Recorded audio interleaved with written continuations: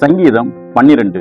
இது தாவீதோட சங்கீதம். இந்த சங்கீதத்துல 6வது வசனத்தை நம்ம பார்க்க போனா சொற்கள் அப்படின்னு சொல்லிட்டு எழுதியிருக்கும். இந்த சொற்கள் எப்படி இருக்கணும் அப்படின்னு சொல்லிட்டு பார்த்தா, நீதிமொழிகள் 15:1 பார்த்தா, கடுமையான சொற்கள் என்ன பண்ணுமா, கோபத்தை உண்டு பண்ணும்.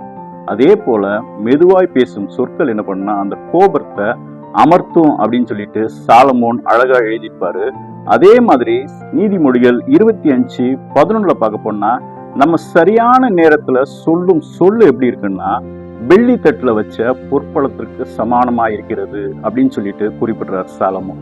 அதே மாதிரி நீதிமொழிகள் 10:19 பார்க்க போனா, அதிகமா பேசும்போச்சுல என்ன பண்ணுமா அதுல பாவம் வரும் அப்படின்னு சொல்லிட்டு சொல்றாரு சாலமோன். அதே மாதிரி ஆண்டவருடைய சொல் எப்படி இருக்கு அப்படின்னு சொல்லிட்டு இந்த 12வது சங்கீதத்துல தாவீது அழகா குறிப்பிட்டிருப்பாரு. கர்த்தருடைய சொல் எப்படி இருக்கும்னா 7 தடவை மண் குகையில புடமிடப்பட்ட சுத்த சொற்களாய் இருக்குது அப்படின்னு சொல்லிட்டு தாவீது ஆண்டவருடைய சொல் எப்படி இருக்கும்னா 7 தடவை புடமிடப்பட்ட பரிசுத்த சொல், அழகான சொல் அப்படின்னு சொல்லிட்டு அவர் குறிப்பிட்டிருக்கார். கர்த்தருடைய சொல்னா இது, கர்த்தருடைய வார்த்தைனா இது அப்படின்னு சொல்லிட்டு பார்த்தா, இந்த வேதம் தான் கர்த்தருடைய சொல்லான வார்த்தையா இருக்கிறது. இது எப்படி இருக்குதுன்னா அப்படிப்பட்ட 7 தடவை புடமிடப்பட்ட பரிசுத்த சொல்லா இருக்கிறது. நல்லதை பார்ப்போம், நல்லதை பகிர்வோம்.